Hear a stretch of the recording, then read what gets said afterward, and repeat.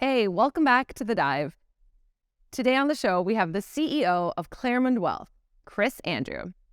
Chris is going to share his insights about the bullish concoction that Goldman Sachs is calling for with commodities, the copper market, Amazon diving into the healthcare sector. He's also going to talk about his investment strategy, his largest position, thoughts on crypto, and how the economy in the UK has changed since Brexit. Hey, Chris, welcome to The Dive. Thank you. Thank you for having me. Yeah, thank you so much for joining us today. Okay, now, according to Goldman Sachs, commodities are in store for a bullish concoction in 2023. What is your read on commodities this year, and how do you think investors play this? I'm an investor in small cap commodities mainly, and they got thrown away. They got thrown in the bin in last year, so they had a terrible time. You're seeing a bit of life. You're seeing a lot of life actually in the larger cap names now, and traditionally that should feed down into the small caps.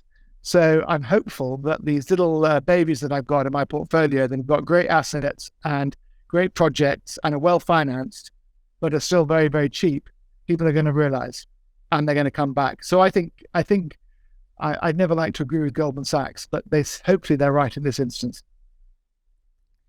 All right, so last night, Elon Musk tweeted out, "No change in copper production is required for the transition to sustainable energy." What is your view on where the copper market is heading? I believe that the copper market is probably heading higher. I'm surprised about that. I would have thought that there's been underinvestment in the copper market for a number of years. So I would have thought the copper market would probably go higher because there'll be a constraint on it. So I didn't see that tweet. I don't really pay attention to Elon Musk tweets for obvious reasons. So I'm not sure I agree with that. Amazon is in the headlines for announcing RX Pass, their Prime membership that provides access to generic medications for $5 a month. Do you think that it makes sense for large institutions to dive into the healthcare sector? Well, whether it makes sense or not, it doesn't matter. It's whether there's money in it for them. That's ultimately the case with anything. So if Amazon thinks there's a market for them, they'll do it. Whether it's a good thing or a bad thing, I think on basis Amazon will probably do a good job of it. But you've always got to be a little bit careful about large companies just doing something because they think it's a profitable market to enter. But no, I think on balance, Amazon should be fine. Okay, now let's talk about your investing strategy. How are you positioning yourself given the current market environment? So the current market environment is one where we use credit and currency as our determinators, and credit is still decelerating. The growth is decelerating, which basically means that you haven't got, when you have credit acceleration, the traditional sectors of growth, technology, financials, consumer discretionary do very well.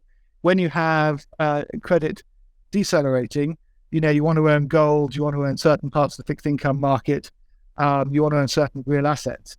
So we're still in that debt deceleration world. So we've been selling off tech all through last year and growth all through last year, buying energy, buying some healthcare, buying not last year, but this year starting to buy some debt, some emerging market debt actually in particular, and just changing the portfolio a little bit. We started getting rid of the technology sort of Q2 last year, which was a good decision. And I don't think it'll be technology that leads us out of this particular market. So we're looking for other leadership sectors. So I've been reinvesting in US financials, energy still is cheap, and then parts of the emerging market, parts of the debt market look cheap. Here in the UK, you've got some very good, interesting asset-backed securities, which are yielding 8-9%, interesting, and emerging market debt that you're now being paid to own that now, about 6%. So you can rotate your portfolio, and you should also be concentrating on dividends and companies that pay dividends. Now, I think rather than just the growth that we've been expecting and investing in tech companies that grow up 10% a month, that time has gone in the foreseeable future. What is your largest current position and what is the story behind it? Actually, it is emerging market debt. I just bought on a generic level, it is the iShares, very boring, but it's the iShares JP Morgan Emerging Market Bond ETF. It yields 5.6% at the moment. Last year, it was yielding just over 3%, and I think it fell 30% last year. So, and now, as I say, and especially here in the UK, you also had a particularly vicious sell-off in the fixed income market in Q3, Q4, when our government did something a bit stupid with our gilt market. So you had this opportunity to buy some really interesting bond positions, which I did. So that is my largest position. Now, I was surprised to find that when I looked through my portfolios before this interview, but it's become that in January.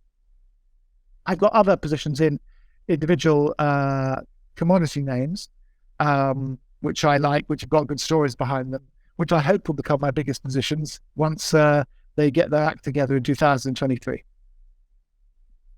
Could you share where you're seeing value right now in terms of producers, developers, and explorers? So yes, I've been investing quite well. My history was my old company was a family office, and we made a lot of money in Canadian oil and gas companies. So I've always been very interested in the Canadian market. So I'm not actually doing energy there at the moment. I'm doing energy in America, but I'm doing a lot of small and medium cap Canadian. Well, they're listed in Canada, mineral mining companies, which I find has a lot of value because a lot of them have got great assets. They are financed. They should do incredibly well. You're reading all the papers at the moment. Well, here in the UK, you are about all the huge the amount of lithium and cobalt and name your mineral that's needed, zinc, whatever, that's needed for the next 20 years. So I think when you've got this very cheap market like you've got at the moment, you should be laying your foundations now for the theoretical future fortune you're going to make. So you should be trying to buy these companies now, concentrating on really good management teams who can deliver it as the year goes by. And I think 2023 is going to be a year. Q1, Q2 of 2023 is going to be a year to get your positions in those markets and those companies. And they're like private equity. They go up 10 times. One may go bust, fine, but if one goes up 10 times, it kind of doesn't matter. Hopefully none of them go bust, but you're getting a return there that could be really extraordinary. What are your thoughts on investing in crypto? I don't touch it, luckily. I can't touch it. Here in the UK, my custodians can't hold it. So I think one of my clients wanted to buy an ETF. So I was able to find an ETF quoted in Sweden, which held a basket of crypto. I tell my clients, if you want to trade crypto, open up your account at Coinbase or wherever you want and put a few $1,000s in it and trade it. But just be aware that it trades particularly actively in the Korean market. So if you want to stay up all night, you're more than welcome, but it's not my idea of fun. And I like to switch off when my market's closed, not stay online all the time. I think FTX will tell us that, a lot of the crypto market was driven by credit. And I think it's going to be a headwind. It's always going to exist though. It's always going to be around. A bit like gold. It'll always be around. You may not understand it, but it'll always be there. So since you're in the UK, we have to ask you about it. From your view, how has the economy changed since Brexit? Is the UK still investable? Yes. So Brexit, I was a Remainer, voted Remainer. So I wanted to stay in the EU. So to my mind, Brexit has been a disaster for the country because the country, we voted to join the slow lane. And that's fine. You can vote as a country to join the slow lane, but then don't bitch about it when you are in the slow lane and you're upset about stuff. So that's a bit of an issue. In terms of is the UK investable? Absolutely, it's investable because the FTSE 100 has got some great international companies, which Brexit has a slight effect on, but not a massive effect on. So if you look at the FTSE 100 index last year, I think it was the only index in the world, and there's probably one in Latin America or somewhere, but that was up. It was up. And it's probably going to be up this year because it's full of healthcare, it's full of miners, it's full of oil and gas companies, it's full of property companies, and they're good yields. You can buy blue chip companies on 6, 7, 8% yields, and they're going to keep paying them. So I have a feeling that the UK is very investable from an international perspective on that basis. Absolutely. It's just annoying that Brexit has been a bit of in my opinion, a bit of a disaster otherwise. I don't think it means us uninvestable. It just means that the economy in general here in the UK has got a headwind against it that we really didn't need to have. Okay, Chris. So before we let you go here, do you care to share where our viewers can go to follow you or know more about your commentary? Yeah, sure. So my company is Clarmond Wealth. So my website is claremond.co.uk. We're a very small company. It's myself and my business partner, Mustafa. And we write postcards to each other so he often's in Pakistan. I sometimes go to Greece. I go to Belgium. I go to Pakistan. I'm in London. We write postcards to each other about our market thoughts. And they're not, I hope, boring about is the S&P going up, is the S&P going down. It is more about sort of a generic thought process. So we would recommend you look at those on our website, and you can then sign up to them on our website, and we'd be delighted to send them to you. Very cool. All right. Well, thank you so much for coming on today and sharing your expertise with us, Chris. We'll talk to you again soon, hopefully. Great. Expertise. Thank you. Thank you so much for tuning in today.